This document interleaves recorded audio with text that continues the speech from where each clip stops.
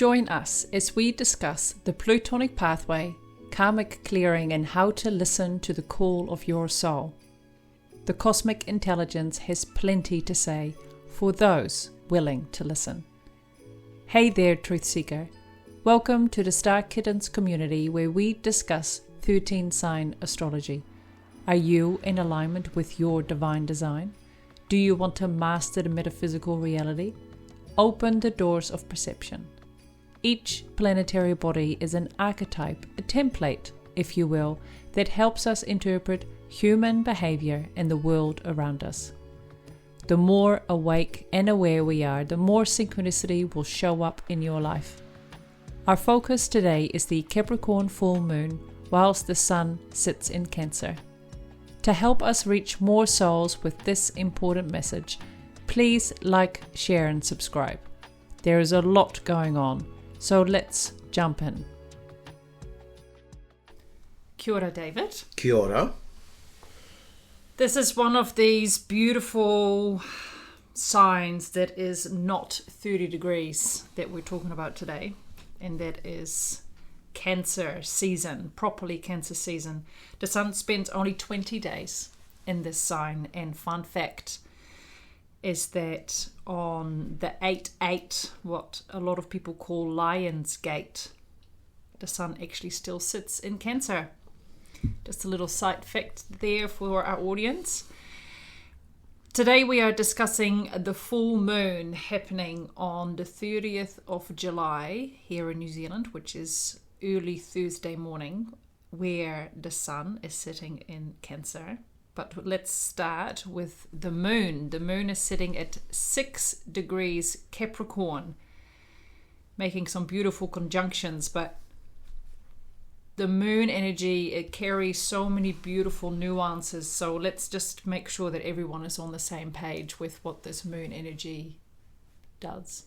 Yeah, and before I do that, it's interesting when we come across people and we introduce the idea of 13-sign astrology, and generally that's a pretty easy conversation. Most people on this planet, if you ask them the question whether they follow astrology or not, whether they're spiritual, whether they're awake and aware, it doesn't matter. If you ask them what their star sign is, they can be the most unaware, unawake person, but they'll still know their star sign, interestingly enough, and generally that can open some quite fascinating conversations. And if there's an area where I've had the most aggressive defensive responses from people, it will be where I have had that opening conversation with them and they honestly believe that they're a Leo. And when you run, I've had this on a couple of occasions, and then you run a 13-sign chart and they're not a Leo, they're a Cancer, and it is like their whole world collapsed with that piece of information. And I've had particularly two people I can bear in mind, one of who just had an absolute meltdown about that, just refused to acknowledge it.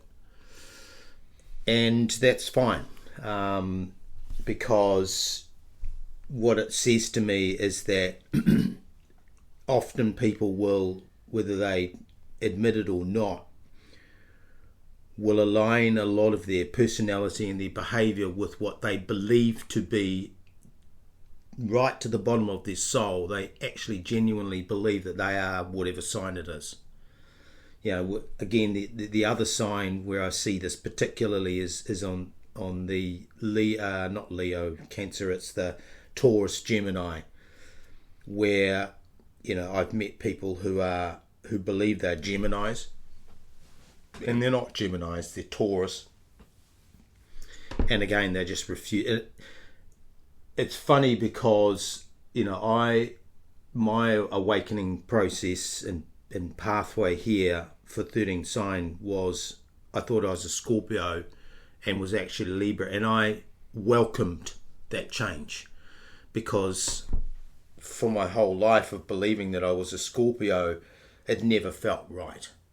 But yet for these individuals, and it's just merely pointing out of how fixed we can become in the image and the beliefs that we link to a particular star sign, and some people would prefer to be a Leo than they would prefer to be a Cancer. And the funny thing as we move into talking about the moon, which of course is the guardian of Cancer, the funny thing about one of these individuals is that, they are a female who really wants to be a mother. And I think if they actually came into alignment, this is a spiritual person. This is somebody who takes this stuff quite seriously, which is why they were prepared to have a reading. This was years ago. And they still believe and project themselves as a Leo, and I see their soul. Having had that interaction with them, which was quite profound, I see that within them there's this conflict of their mind believes and their personality, and their sun, in fact, as a archetype, wants to project this image of being a Leo because that's what people have always known them as. They've built their whole life around it, and Leo's one of those signs, like Gemini, again, interestingly, the extroverted signs, the ones that seem to be, the life of the party. If you look at often how people will briefly describe both Leo and Gemini as opposed to Cancer and Taurus, everyone wants to be, or a lot of people want to be the lion or the lioness. They don't want to be the crab, or they don't want to be a crustacean. They don't want to be scuttling around, which is the image that people have of the Cancer and the moon, which is completely distorted, by the way. There's so much tied up in not the literal translation of the spirit creature tied to Cancer versus Leo. It's the metaphorical imagery that can be obtained from that, and they're missing that. And the key insight I would say about one of those individuals who, as she gets a little older and she continues to really try to express the Leo side, but yet her soul yearns to be a mother, which is very much a Cancer energy. And I'm not to know, and I don't know what that person's soul path is. I cannot know that. That's between them and source consciousness, their creator. But what I have observed is that it feels to me, having done lots and lots of readings, and we've done plenty together, that often when people embrace their true divine design, a lot shifts not only internally but also externally. And it wouldn't surprise me in a situation like that if she embraced being the Cancer, that actually the motherhood and the relationship, and we're going to talk about Juno, she would almost like skip into the right lane, if you like. She would be positioned to receive what life has to give in terms of, firstly, a partner to share that experience with, which is a Juno, and we're going to touch on that, but also the whole beauty of motherhood and the multi-dimensionality of the moon and Cancer, and we'll touch on those aspects. The moon and Cancer are probably the most complex sign of all. So I just say that, and it just as an observation. I didn't plan to start there, but just when you talked about that, it just triggered me to say that. And this whole thing about Gemini, Taurus, it's a similar sort of thing as, a friend of mine, a good friend, knows she's a Taurus, accepts she's a Taurus. We did a reading, even looks a little bit more Taurian, right, in the way her physical structure and her love of beauty and luxury, and a lot of that is associated with the sign of Venus, but refuses really to come into alignment with it and would rather be a Gemini because, I want to be the life of the party, which again is just a game. And it's also, we've done a few readings where we've deep dived into the Gemini energy, and it's like the Western look on Gemini is missing half the story. Oh yeah. There is the opposite side. I don't, dark in quotation marks there, So people in the West are very much, life of the party is Gemini and also Leo. But for me, gosh, the guardian of Gemini is Mercury, or the guardian of Taurus is Venus. I know which one I would rather have. And having that stability and the beauty, the perhaps, you're very aligned with art or cooking or having a cozy home, but you keep forcing yourself into, I am a Gemini. It's fascinating of how much people try to make something fit. Absolutely, and that, believe it or not, is a segue, part of what I'm going to touch on with the moon. So, for me, and I've mentioned this before, that there are certain cards in the Rider-Waite, specifically the Rider-Waite tarot deck, that are such clean interpretations of the astrological correspondence. In this case, the moon card in the Rider-Waite deck has so many aspects to it when you really look at it, that let's start with the moon and unpack this, because it will provide the foundation for everything that comes after it, in terms of how we talk about Pluto, Juno, the sun in Cancer, Jupiter, and finally Vulcanus, and then we bring it all the way back to the moon and Pluto. But that Rider-Waite moon card, I encourage everybody, to look at it online. Bring it up on the computer screen, bring it up on your phone, and really look at it and follow through. And if you're into AI and generation and querying, having conversations with a generator, by all means do so. It will be fascinating for you, I'm sure, because it is, arguably, what do they say? A picture paints 1,000 words. So it certainly does. But the moon card, it's a deeply symbolic image, and it represents three things predominantly. Subconscious mind, and we've talked about the subconscious mind as being the repository of soul. Our description of the moon and the repository of soul is that is the unconscious mind, the subconscious mind, the 90% of our presence, if you like, that we're unaware of, but yet it exists anyway. And that is represented in the archetype of the moon. So the subconscious mind, if it's 90% of our presence that we are unaware of intellectually, which is the Mercury and the Sun energy, if we're unaware of it, it obviously plays a massive role in who we are, how we perceive, and how we interact with the energies of life. So the moon and the Rider-Waite is some symbolic of the subconscious mind, or what we call the repository of soul. And to be clear, the repository of soul is memory of all lives lived, both past, parallel, and future lives, because in the repository of soul, in the soul transcends time and space. So therefore the soul does not belong to this reality of the concrete time and space. Therefore there is no time. And I know that can bend people's minds intellectually, but accept that within us we have the soul that is descended or come alive in our body, and our body is merely a vessel for the soul and for the spirit energy that we have, in which we think of the two different things. We say the soul is the repository of memory, and the spirit is our higher mind, which doesn't necessarily come into the body unless we are very ready for that high frequency energy to descend.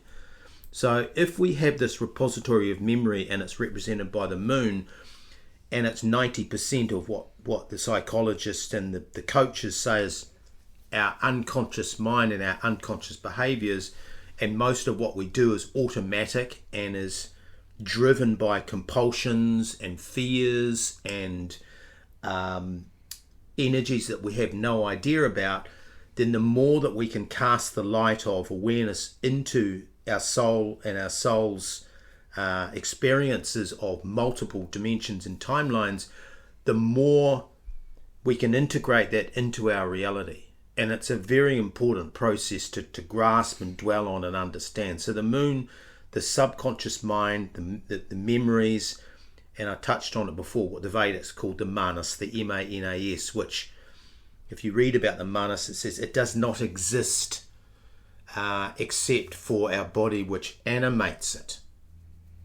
So it is outside of ourselves and inside of ourselves, and is located within the region of the gut. And so a lot of people will refer to that, I have a gut instinct or a gut feel. Well, that to us, that gut instinct or gut feel is actually a manifestation of the repository of soul, or the soul memory, having reacted to XYZ situation previously, and is throwing up a feeling to us for us to respond to, and that may be a good feeling or a bad feeling. It may be a distorted feeling. It may be leading us down the garden path, or it may be protecting us, but that's for our intellect to work out.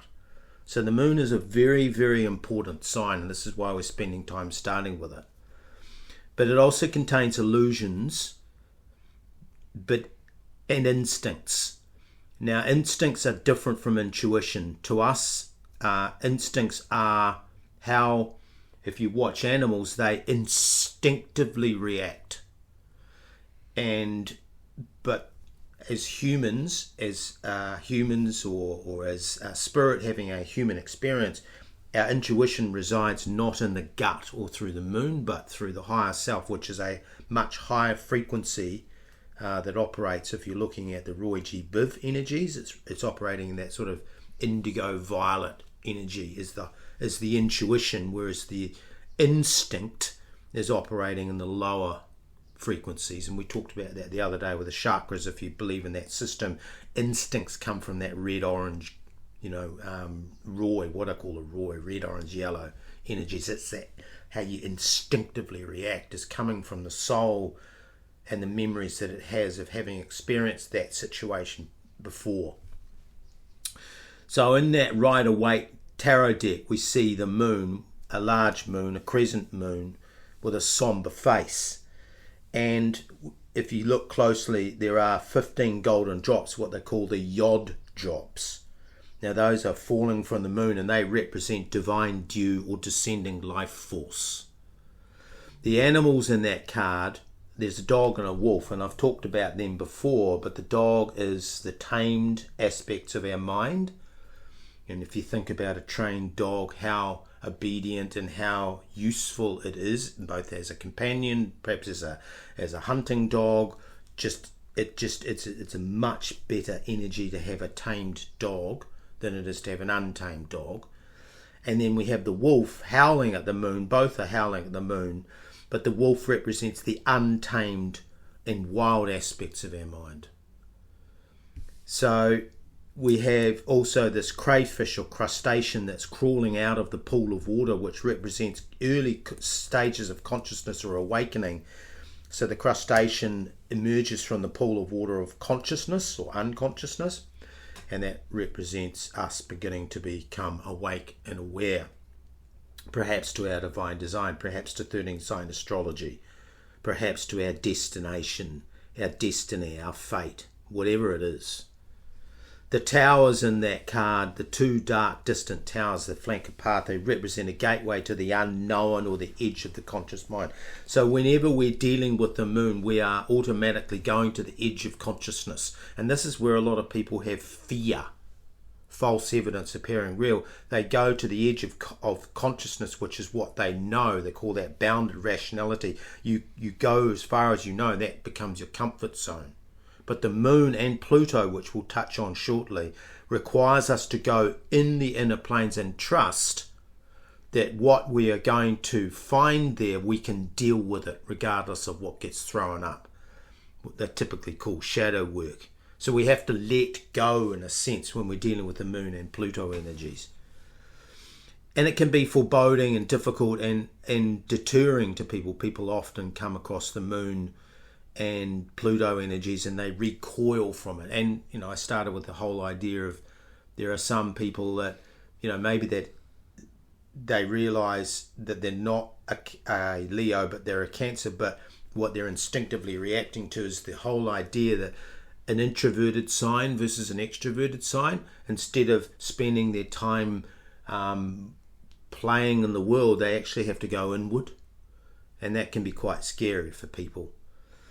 And then we have the path in that card, the moon card. And again, I'm just, for context, I'm referring to the Rider-Waite Moon card, and I'm just picking apart the elements to set a foundation for our discussion today. The path is a long, winding road into the distant mountains, which symbolize a journey through fear and uncertainty, but ultimately breakthrough. The core meanings of the moon card is that one of them is illusion. Things are not what they seem. And this is why we pull back from inner work. This is why we pull back from transforming and transmuting negative energies. Often is because we are scared of what might come. But having spent a lot of time on the inner planes and dealing with my inner anxieties and fears and so on, and pressing through them and pushing through them, I know that once you get to the other side, it's very liberating. And that's the other thing here. So this moon energy is emotional, it's psychic, it's subconscious, it contains our soul memories. Finally, there's another aspect to the moon that we talk about, which is lineage and roots. And by that, we mean that the moon and the Cancer energies, the moon being the guardian of Cancer, is that the moon or Cancer can represent the most nurturing parent. And that need not necessarily be the mother. It might be a father. It might be a nurturing father. But as we grew up, as we in our lineage, in our roots, when we go back to our childhood, we may have had a very nurturing father and a not so nurturing mother. Typically, people will assign the moon to the mother, but it isn't always. And because the moon is in the sign of Capricorn at the moment, that absolutely, Capricorn being a masculine sign, the Capricorn moon relationship is that nurturing parent could be the father or the mother. So I just make that point. Lineage and roots in Cancer also relates to our inheritance, our culture. And part of what happens with people with culture, you're born into a particular family, and that family is very strongly culturally oriented, and the child, through an influence of the siblings, maybe the schools that they're going to, maybe the friends that their parents allow them to interact with, the parents themselves really enforce that culture. And this is one of the areas that people don't talk about so much when we talk about the moon and the lineage and the roots and the home. Moon, Cancer often relating to the home as well, is that culture can have a huge influence on the way we behave. And we talked before about perhaps, some people are like, but culturally I was always encouraged to be an extrovert. Culturally I learned that the extroverts win. The extroverts are the winners, and that the wallflowers and the quiet ones never ever succeeded in life. And so I have to express this Gemini or Leo energy for those individuals I was talking about before, because maybe that's a cultural expectation. And you touched on that before, about in the West, how we tend to favour the extroverted energies of Leo, Sagittarius, the fire signs and the air signs, and we tend to spend less time focusing on the inner and the more sensitive signs of the water signs, particularly of Cancer, of Scorpio and of Pisces. So culture can play a massive part within the home, which is also linked to this moon energy, and that can drive conformity, and it can also drive rigidity and a way of behaving, especially if you have a nurturing father but a stern mother, for example.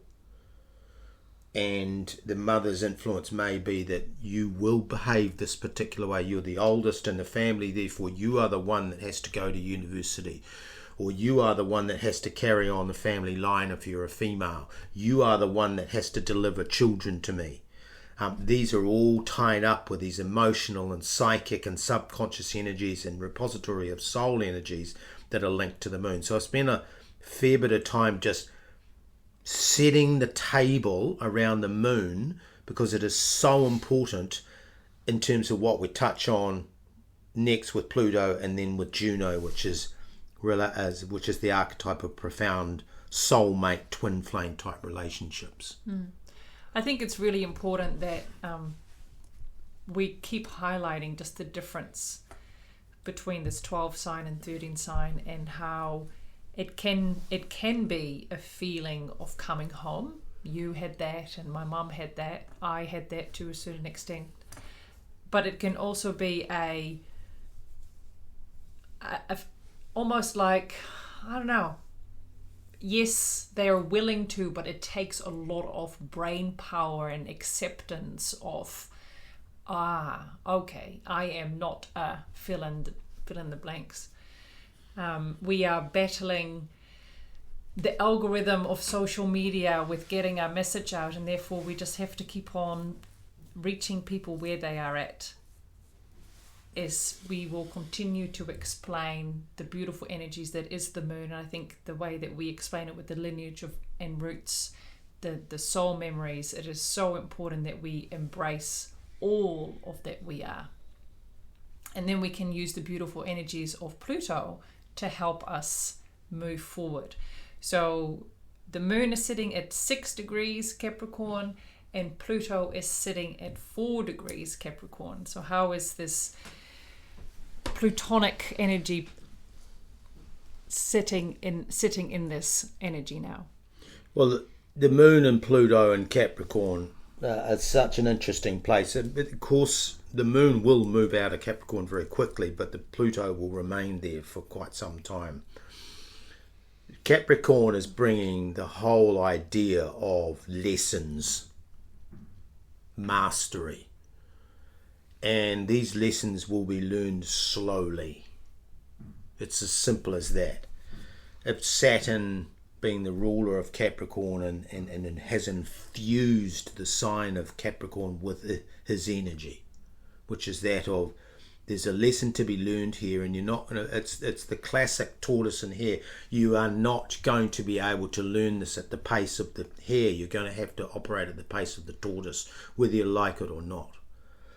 And so when we're dealing with the psychic, emotional, subconscious and soul memories of the moon, or we're dealing with the cultural inheritance that we've had through the family line, the moon, and we get in and we start to think about what I talked about with the moon and the Rider-Waite card, or one of the images of the crustacean emerging from the waters of subconsciousness and that very early stages of awareness. This is where Pluto kicks in, because when we become aware and awake of perhaps some instincts, for example, which may be a memory that's manifesting through various timelines, and for those who believe in Dolores Cannon, for those who believe in past life regressions, for those who believe that in reincarnation, what we're talking about here with the moon is that you have these cyclical loops going on, these karmic loops which manifest in our body, which is Capricorn or Earth energy,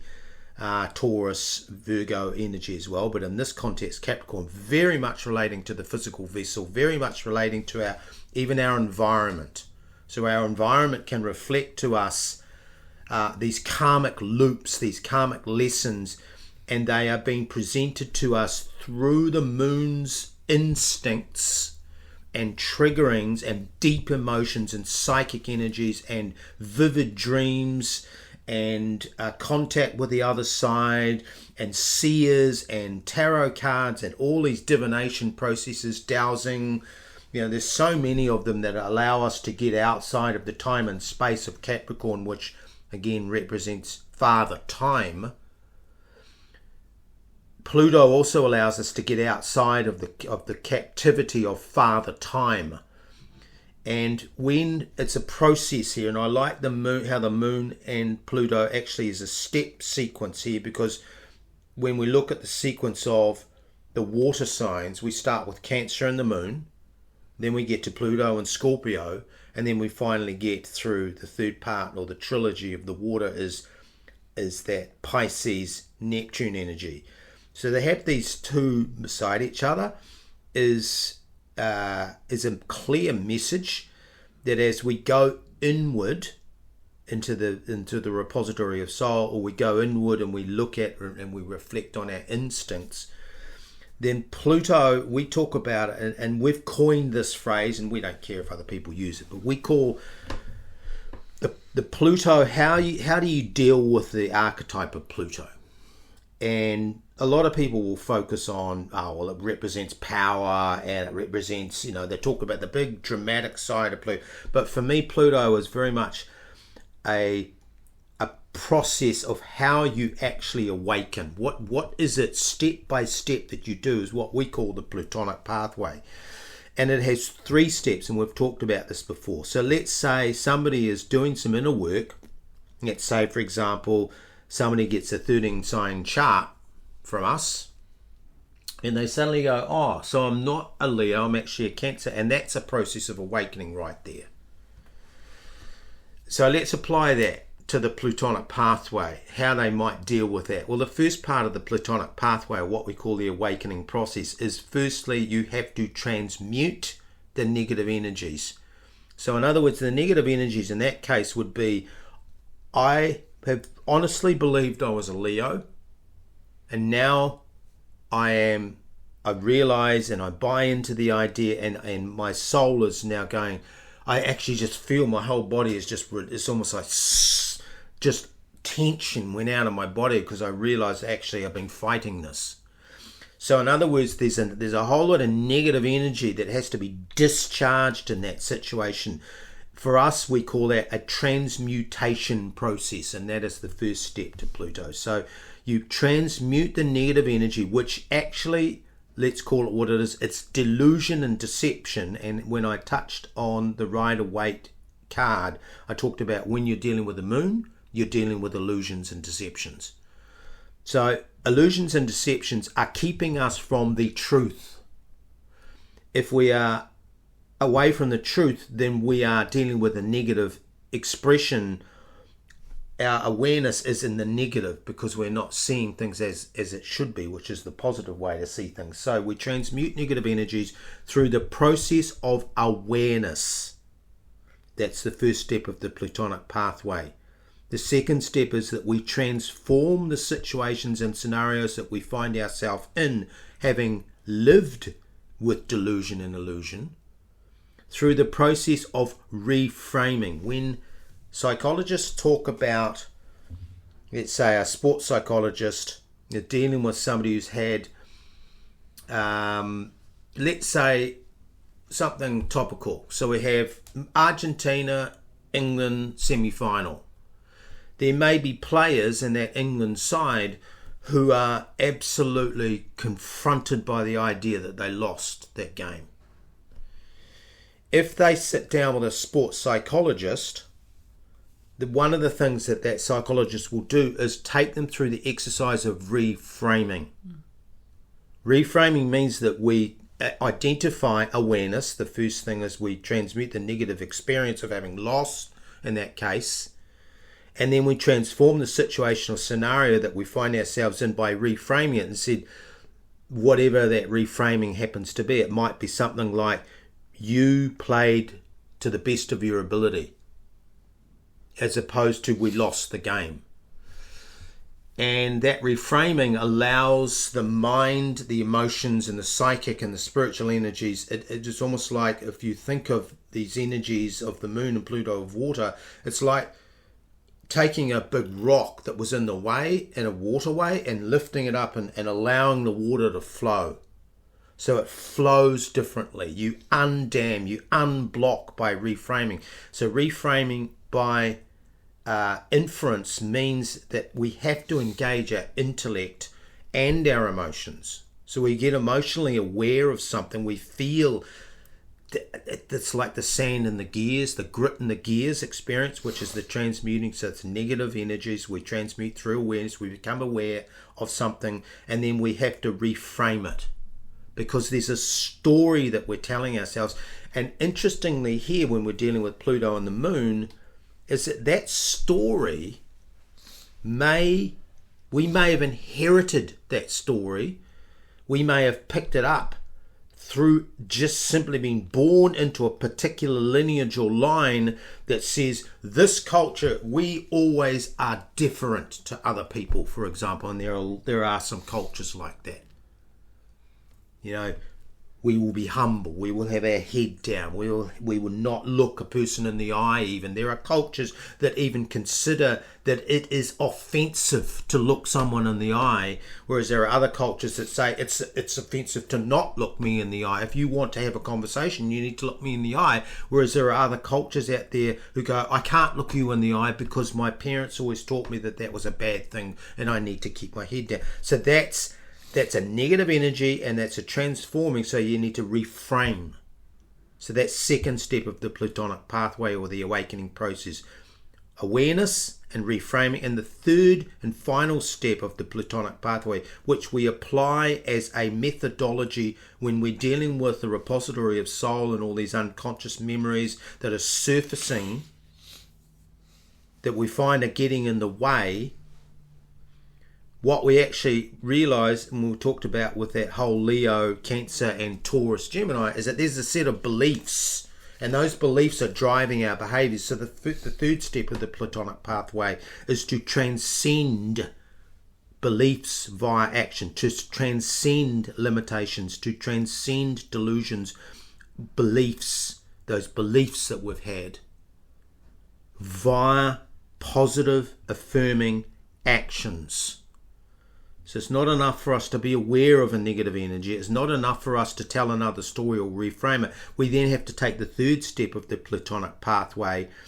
We have to transcend that limiting delusion or that belief, self-deception, via action. And interestingly, you have all of these negative energies, situations and scenarios, beliefs, self-limiting beliefs. They have this counter. We have to do something. We have to become aware, we have to reframe, and we have to take action.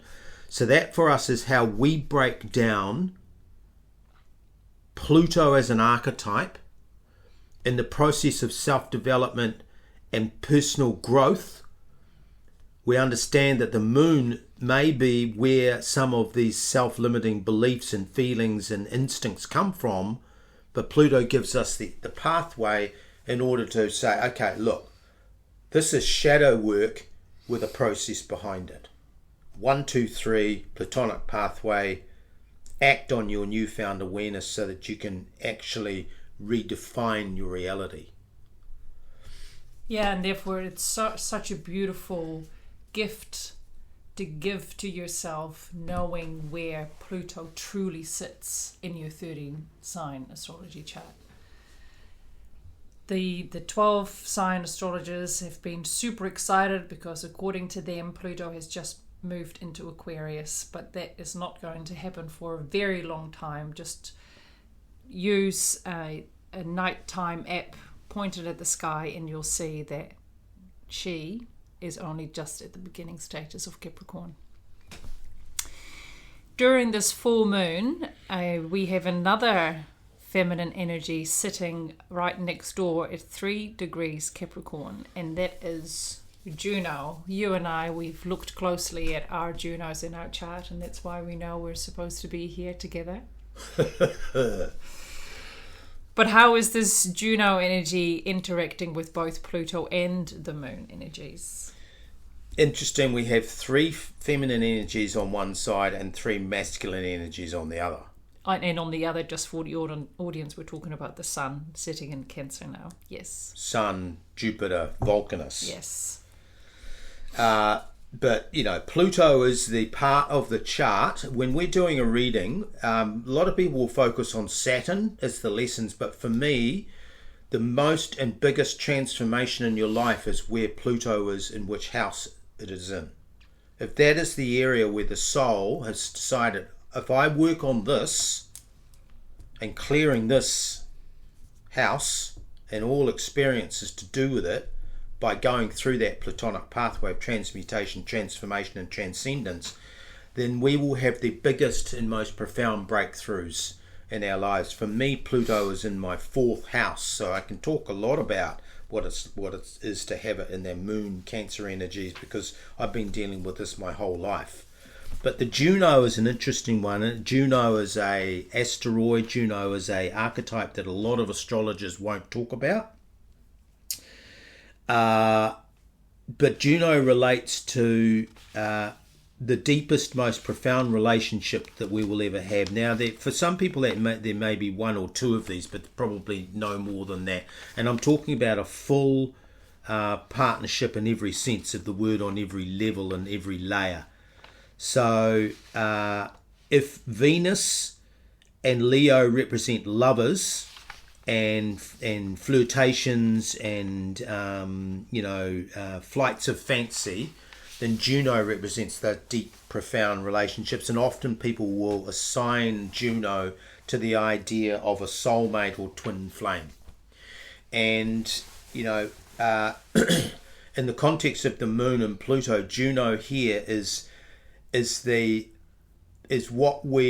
qualities that we look for. So if you want to understand something of, if you're not in a profound soulmate, twin flame type relationship, or you've been in one but you feel like it maybe has fizzled away, or unfortunately, your partner has passed for some reason, it's just come to an end, you can still apply these ideas and go back and look at them, because if you dissect and deconstruct Juno, either you're in a profound, deep soulmate, twin flame type relationship, you want to be in one, or you have been in one, and you're wondering, maybe is there a pathway to reconciliation, or is there something I can learn?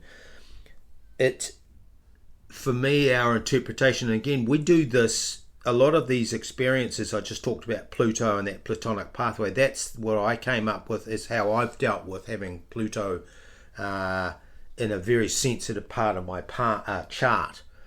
And it's one of those energies that I thought, how do I deal with this positively? Because Pluto is so dark. Well, Juno can be an interesting one, because often that deep, profound soulmate relationship, our partner can be the one that facilitates and helps us to see ourselves, can act as a mirror into our own soul. So a Juno type relationship by its nature feels transformative, it feels fated, it feels even like a deja vu, it feels like there's just a knowing there. And it's an area, the Juno in your chart represents the qualities that you're looking for in your soulmate. It took me a long time to understand this, because as a Libra, I sort of was always tuned into the idea. Once I understood once I understood that I was not a Scorpio, that I was a Libra, then I understood the importance of relationship as Libra, because of course most people know that the house of Libra, the 7th house, is the house of relationships. But this is the next level. It's not just a relationship. This is the soulmate relationship. And they come to you. You don't go looking for them. These relationships come to you. And the best interpretation I can give of Juno is, my Juno is in Cancer. So therefore, the qualities I'm looking for in my Juno, which was a partner, which happened to be you, I didn't know this until actually we got together and we started interpreting this, that the Juno, for me, a Juno in Cancer as a male, I was looking for the types of nurturing mothering energies in my soulmate, which is exactly what you personify. And I feel like that's a big part of, me feeling like you are a mirror to my soul. Right, that's what a Juno relationship is. You have to be able to look at your partner and say, you are a mirror to my soul. So when we're talking about the Moon, which is 90% unawareness containing soul memories, and then we're talking about this Plutonic pathway of transmuting, transforming and transcending negative situations and energies, sometimes the way we will get to that is through our Juno. And that means by inference that Juno's relationships, because they're so deep and profound, they aren't necessarily going to be easy. There are going to be some really tough moments, tough periods between you and your partner where you found your Juno and you know that you're supposed to be together, But actually, on the soul level of the moon, there is some deep work to be done. That's the key interpretation here. There's some deep work that could only be done in the context of that relationship. And it is because you will bring out both the best and the worst in each other. I remember a friend of ours that we looked at, and we were talking about, she was talking about some struggles in her relationship, and we looked at that Juno, and it was like what she was experiencing in her partner was that, yes, whilst it was difficult, it was actually helping her to be more of herself. And if it was not for the difficulty of navigating that relationship with that individual who she always felt that she was supposed to be with, then she would not have been able to access and find the growth inevitably that can only actually come out of that pain and collapse and profound. I mean, it's easy to kind of go with the nice fluffy stuff, but it's the harder stuff is where the growth is. It's where we have to look inwards, and where we have to be willing to, Moon and Pluto, go to the deep aspects of self that perhaps if we weren't in a relationship of such a profound nature, the Juno relationship, twin flame, soulmate relationship, that we might not actually ever touch the deepest parts of ourselves, and therefore the depths of trauma, pain and clearing, which tend to be karmically related, right? The soul might have been wanting to actually purge itself of something for lifetime after lifetime after lifetime, and you may in fact find, as we do, when we look at our charts and we overlay them over the top of one another, we can see there's a Saturn energy and a strength. You often find that with a note, the sort of areas where you're looking at these soulmate relationships and you're juxtaposing two charts, there's a strong resonance between the Junos. There's a strong resonance often between the nodes of the moon, especially the south nodes, like my south nodes in Libra, your south nodes in Libra. So we've shared that experience. We believe that the south node represents the past life that we had that was the most accessible to us. So in other words, the qualities, the lessons. So with us both having South Node and Libra, and we often laugh about that. I say, well, that's not very Libra of you, and you go, I'm a Virgo, but I'm like, no, you're a South Node Libra, so you should know about what I'm asking or talking about here as a Libra sun, because it's actually, you've experienced it. And then you have these Saturn relationships, which again, we talked about Capricorn and Saturn, which again is around mastery and lessons. And these things by nature are not particularly easy, but once you deal with them through the Plutonic Pathway, they are gone forever. You are liberated. That's it. And so the freedom and the emancipation that can come on the other side of a Juno, Pluto, Moon energies working together within the context of a profound relationship are indescribable. That's right. How do I come back from that? Well, I mean, where's your Juno? My Juno is in Leo, but in the 9th house.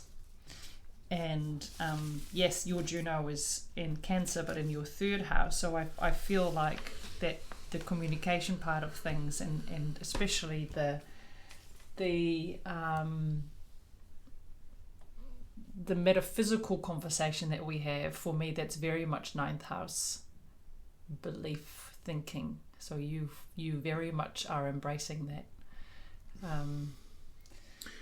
And the Leo expression. I mean, to be clear, with it being Leo in the 9th house, what you're looking for in the qualities in your partner is somebody who's not only can have a metaphysical conversation, but can express that Leo in a creative way. So there is, we know that the 9th house is also the house of Jupiter. We're going to touch on Jupiter. So it's an expansive energy. So what you were looking for in your partner, i.e. me, was somebody who has an expansive view of the world as well, who's aiming for the stars, and that's, without sounding my own trumpet. That is who I am. You know, I do aim for the stars. I really believe that 13 sign astrology can change people's lives profoundly, and you know, I will keep going till the day I'm taken off this planet to touch as many souls as we possibly can. Well, that's absolutely to do with Jupiter, Leo energy, creative expansion. And you know, it helps you. Your third house, when we talk about my Juno and third house, but your third house is in that area of communication and Aquarian communication, broadcasting, and we identified that you've got that Pallas Athena in there. So, you know, the more you dive into these things, and of course, if you are in a relationship and you want to know a little bit more about how maybe Juno is working, Pluto is a transformative opportunity to come into alignment with your divine design, how the nodes work in terms of previous, past lives, how Saturn can interact with all of this, drop us, go into, buy us a coffee, order a chart. We've now changed it. So, you know, you can just get a chart and you can do your own interpretation. And what is it, $5 US? Yep. And you can get some of these answers. You can take that chart, and these days you can actually just take the whole chart, dump it as a PDF into an AI and saying, give me some interpretations, and it will do it for you. Yep.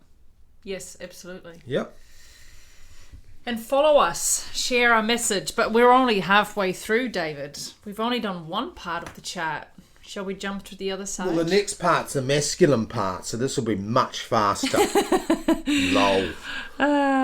So let's start with the sun then. So the sun, is sitting at 8 degrees Cancer. Sun, what? Confident self-expression. This is where we engage with life. We're full on with life itself. Conversely, if we're not, then you got to look at the position of the sun. Is it afflicted? Is it under pressure from squares or other relationships with other signs like Saturn, for example? But the sun is where we confidently express. You know, you love the color orange. We're talking about vibrancy. We're talking about life and just joie de vivre and the fullest projection of our personality. And all I'll say also about the sun is that it kind of works on the spectrum of, you've got hubris on one side and humility on the other, and kind of finding the middle ground between not being over the top or OTT, drama queen, drama king, super arrogant. Sun is an expression, and super humble on the other. You can be somewhere in the middle when we're talking about the sun. But specifically in Cancer, this is where we are talking about blending the masculine energies, the extroverted yang energies with the yin energies. So we are talking about developing emotional intelligence. We're talking about developing interpersonal savvy. We're talking about seeking and utilizing feedback. There's that classic comment, you get it often in the business world, but can I give you some constructive feedback? I mean, as tricky as that is, sometimes it's valuable, but that's actually a Cancer introvert. We need you to look inward. We need you, instead of just to look at what's going on outwardly, look inward, reflect, introspect. So, the Cancer energy is a blend here for the sun, or sun and Cancer is a reflective, introspective, contemplative energy where we reflect on our actions. We take a step back. And when we link together both sides of our brain, the classic, left and right brain, the right brain being more in the creative, emotional space, and the left brain being that of intellect. So we link creativity and intellect when we have the sun in Cancer, and refinement and social graces. And remember, also when we go back to finally that piece about Cancer being the mother or the father, the most nurturing parent, or the most nurturing influence on you. I understand that there are some people that lost a parent early. I certainly was in that boat. But there's always somebody who's playing that role, whether it might be a teacher at school or a coach in a sports club. There's always somebody who plays that kind of archetype of the parent and that nurturing parent. So when in Cancer, the sun, it's remembering, for me, it's remembering who you are and how you got there, because somebody or multiple people in your lineage and roots, Cancer, in your childhood, your upbringing, in your family, in your wider circle, took some time to teach you about some of these more subtle energies of whole brain thinking, social graces, refinement, introspection, contemplation. That's what that's what nurturing is. So that's why I say those lessons of a Cancer parent or influence in our youth might not always have been the mother. It could have been the father. Yeah. Or even a grandparent. Yep. Yeah, absolutely. So right next to it, or on top of it rather, we have Jupiter also sitting at 8 degrees Cancer. So are we expanding this energy? Well, we've got fire and fire, don't we? So where we had water, and then Moon and Pluto, we've now got fire, perfectly balanced. Full moon here, 2 waters, 2 fires, both sitting opposite. Jupiter, as you've just said, expansion, but in the context of Jupiter and Cancer conjunct the Sun, expansion, it's to me is about honouring our family and our roots and our ties, the Cancer energy, and honouring that. It's also about leveraging our connections to family and our lineage and roots and sharing our success. Jupiter, share it. It's to work on developing wisdom and grace and in charm and in the sense of being a multiculturalist. Right? So if we talk about the Jupiter being the ruler or overseer of the guardian planet of Sagittarius is, the centaur, the archer, the half man, half horse, and he's aiming for the sky, but he's very grounded because that half man is tied to the horse, which by nature is on the ground, but the horse is a roamer. So if the horse roams, therefore Jupiter is about roaming, and to me an interpretation of that is multiculturalism. So in Jupiter and the Sun together, we're talking about a multicultural experience. So if you, for example, I talked about the lineage and the culture, lineage and roots in Cancer, and you've been sort of defined in a particular culture. Multiculturalism might be joining a sports club where you might be the only one of your culture. So you can interact with a whole lot of kids that have nothing to do with your culture. Or it could be things like indulging in different foods. I mean, I know one of the best experiences I had, and we talk about it here sometimes as well, developing the palate. You see, the tongue and the taste is one of the ways we experience different cultures. Well, that to me is part of the whole Jupiter expansion, right? The idea of developing wisdom, in that case, body wisdom. Multiculturalism is very much linked to Jupiter expansion. The more that we can experience difference, the more rounded we can truly be. The more reflective we're then likely to be, i.e. drawing on that Cancer energy. Because we realise we might be a fish out of water, but that's actually a good thing for us. So multiculturalism, experience through food, through art, through cinema. Watch a movie with some subtitles. We don't do it very often, but sometimes we will watch something on TV that hasn't been created in the West. It's been created in, Greece or something, and it's got subtitles, but they're just the culture, at the moment I'm just blown away by turning the commentary off, by watching that Tour de France, and you're from Europe, but I'm not from Europe, and I just look at that and I just go, I am amazed at the housing and the bridges and just the whole way that the whole Parisian culture is just fascinating to me. That's Jupiter, right? That's Jupiter expansion.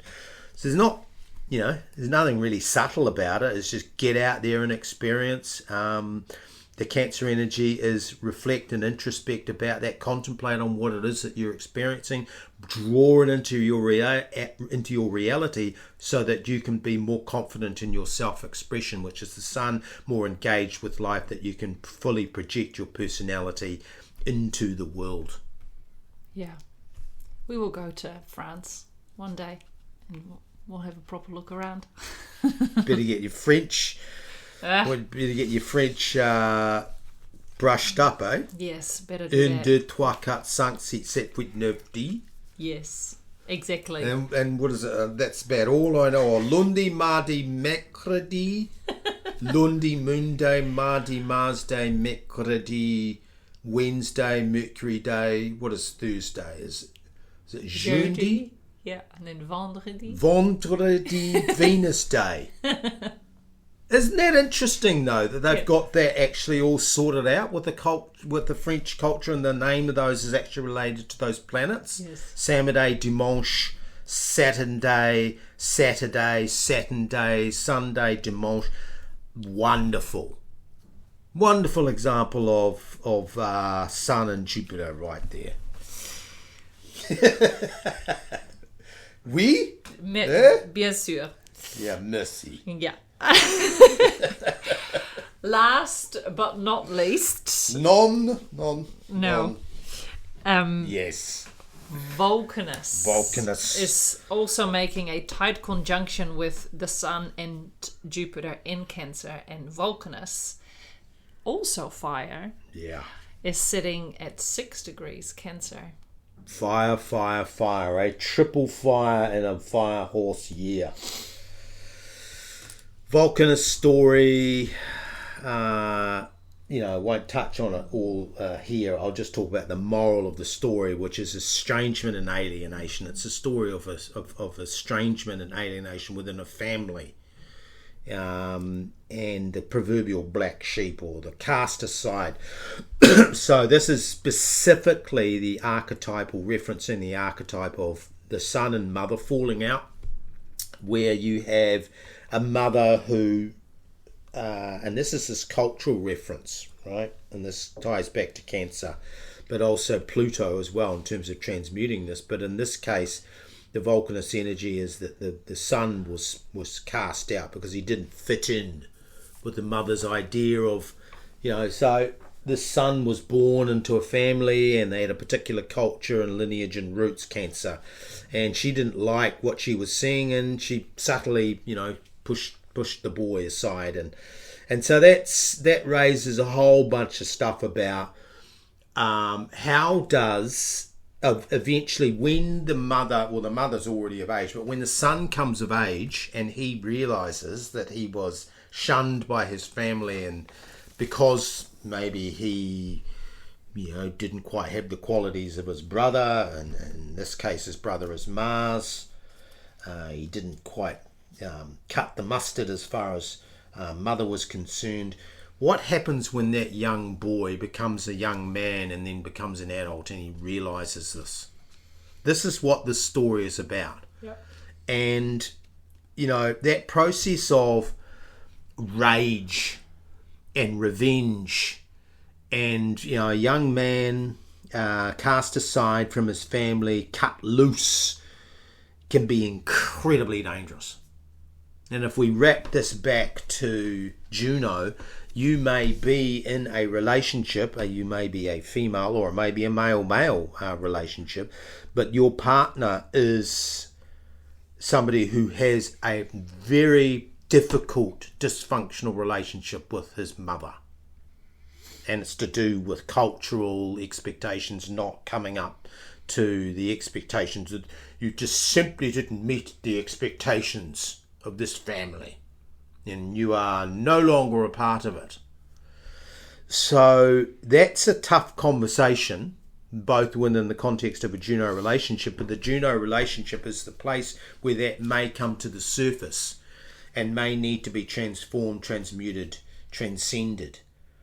But on the other side, the story talks about the son and the mother tried, but unsuccessfully, to reconcile. Like, she realized that she had actually, so the son being away from the family developed a whole bunch of skills, and those skills, in this case, he was an incredible artisan, developed these, he was just amazing with jewelry and, you know, pieces that people wear, and very unique, which was actually born, his creativity was born out of the pain of estrangement from his family. Had he not been, so this is the whole thing about this, the story is there's always two sides. Had he not been cast out, he may not have actually ever tapped into that creativity. He may not have ever experienced it. So actually the process of being pushed out might have forced him to confront some aspects of self. Brutal, yes. Difficult, yes.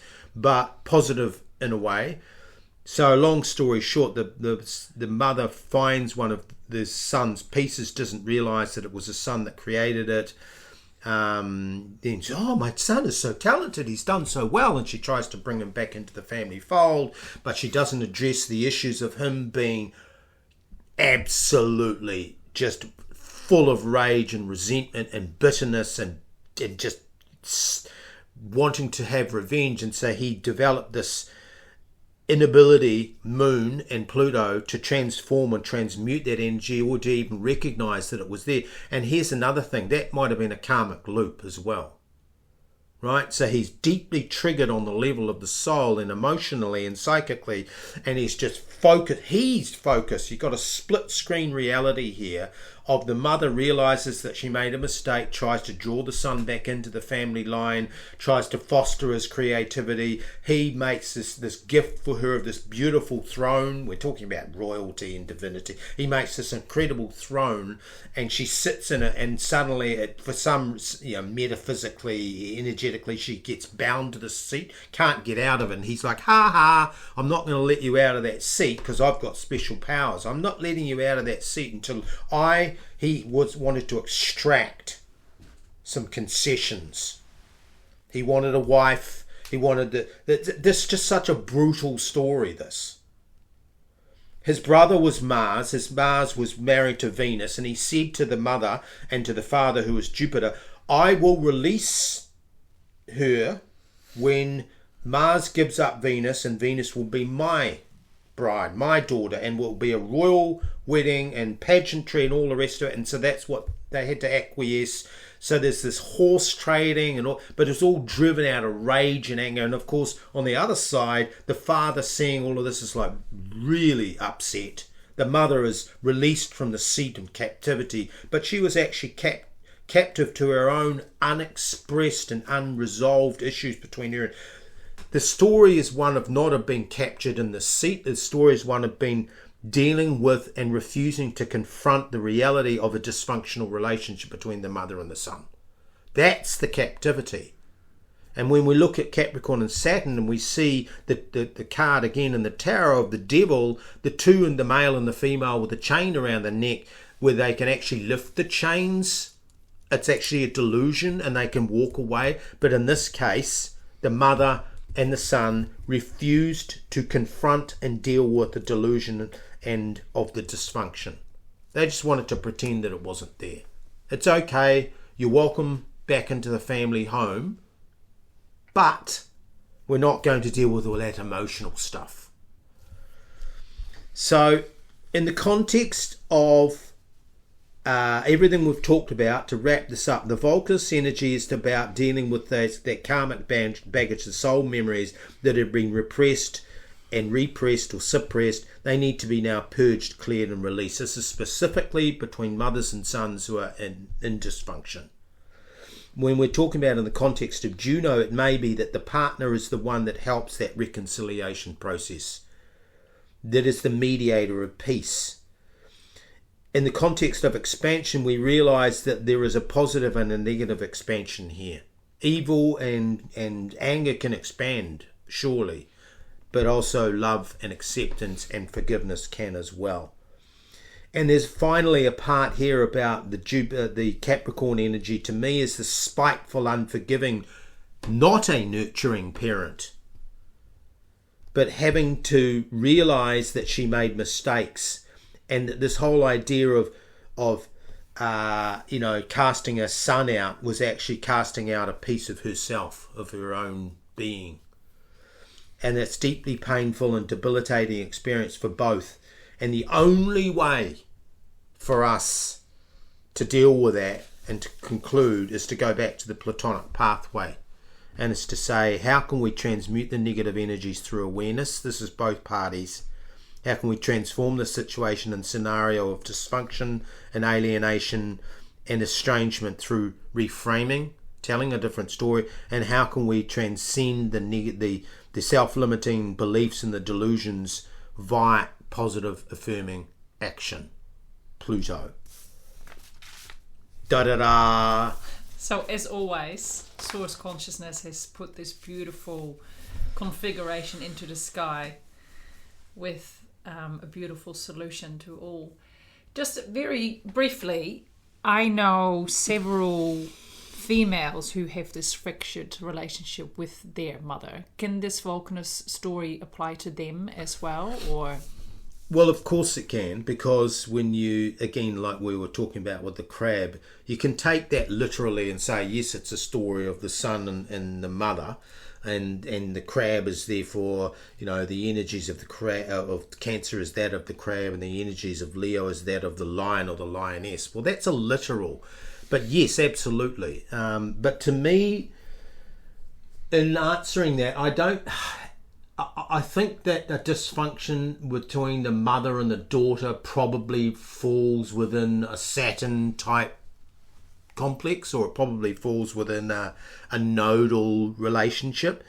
But the concept of reconciliation is something that can be applied regardless, because the way forward is to firstly recognize what's the root of that dysfunction, and chances are it's probably karmic, which is Pluto Cancer. And if you go back to that as being the cause, you might not be able to identify exactly when. If you believe in past life regressions or hypnosis or any of that sort of stuff, you may be able to actually go back. But really it doesn't serve to... what serves for reconciliation, regardless of whether it's a mother-son or a mother and a daughter, for me, it's the process of recognizing that it exists. And you could spend a long time trying to get to the cause of it. We talk about that with cause and effect. Sometimes you can get to the cause. Oh, I've got a bad knee because I knocked it when I was playing sport. Oh, I've got a bad back because I've got a bad bed. Well, there's the cause. But when it comes to something like this, you might not be able to find the cause, and you may spend lifetime after lifetime trying to get to the bottom of it. And in fact, the soul may not reveal it to you. That's the other thing. The soul is a consciousness, and it may be saying, you can't cope with, like, there's a movie line, isn't there, that comes to mind here. Yes. You can't handle the truth. So the soul as energy, you may be willing to actually say, the first thing I want to do in the path of reconciliation is I want to figure out why this happened. In fact, the why is not important, it's the what. So it's the effect that you deal with, and you focus on the effect, not the cause. And that, for me, is where the Plutonic Pathway comes in. You just simply recognize there's a dysfunction, and the most powerful way to deal with that, I believe, is forgiveness. And that, to me, comes back to, again, that Jupiter idea of multiculturalism and expansion and wisdom. If we accept that, if I look at my relationship with my mother, it wasn't a Vulcan relationship, but it kind of was, because Mum left when I was only 7 years of age. And part of it was because she wanted to go, I was born in Rhodesia. She wanted to go back to which is now known as Zambia. She wanted to go back to Zambia, and she left me behind. So I had no experience of my mother from 7 onwards. In a way, that could have caused all kinds of bitterness in me. Oh, woe is me, and so on and so forth. But when I became aware of it, one of the reframings that I did, and this same thing can apply with a mother and a daughter, and the forgiveness, with the first thing I did was I forgive. Even though she'd passed, I wrote a letter, even though she'd gone. I wrote a letter as if she was alive, and I spoke it into the ethers. And I said, I forgive you because you did your best. And I showed grace. And I think that what happens with any relationship between parents and children where there's dysfunction is that there's a lack of grace. There's just, I'm prepared to take a position, but I'm not prepared to yield. And that to me is the secret of why you can't get things resolved. Just forgiving is one of the most liberating, just going on over and over and over. Oh, I need to get to the bottom of it. That's the ego. That's the mind. But the spirit and the soul is able to just let it go because it's the energy of water. And just let it go. Let it just float off down the river. It'll eventually get to the sea, which is the sea of all things, Pisces, and where it will be lost. It doesn't matter at that point. So in answer to the question, yes and no. I've always interpreted the Vulcanus as being specifically, and I think it's nice that it specifically talks to sons and mothers. But equally, the lessons of it is that you have to find a way back, even when they've gone. For me, that's also the thing, is you've got to find a way back, and that's the reframing. Like I wrote a letter to my mother, and I said, I know that you did your best. And by the way, Mum, it turned out all right. And interestingly, I did that years and years ago. And I have a friend who's very psychic, and I came across her, and I trust her judgment because I've known her for so long. Like this, she's one of these seers. And I was wearing a hat. This was a while ago. I was wearing a hat. And this individual looked kind of through me and said, your mum's here. And she said she was so happy because she knew, she said she's got a message for you from the after side, from the other side. It's like, I actually let you go early, and that is why you are the man you are today. Had I not done that, you would never have developed into who you are today. I had to do it. So which took me back to the idea of that must have been a soul contract. And that was how I reframed it. And all the anger and the angst and the pain and everything just disappeared. Just through the simple process of acceptance, forgiveness, reframing. And the belief that, what a bad mother. But she was a fan. What an awesome. Wow. Thank you. You played your part. How good. That's right. And it's so freeing as well for us to be able to look at people and have the mindset of you're doing the best that you can with the tools that you have right now. Mm-hmm. And then not holding that judgment, the grudge, and just, it's almost, you're taking off a backpack. Yep. Of carrying all these negative things. Yep. Yeah. Wow, I wasn't expecting us to talk about all these beautiful subjects today. If we have piqued your interest, hit us up, get in touch, find us on all the social media platforms, and spread the word, please. If you think you know someone in your life who would like to know more about using astrology as a personal development tool, then you found us. So thank you so much. Ngā mihi. Namaste. Until next time.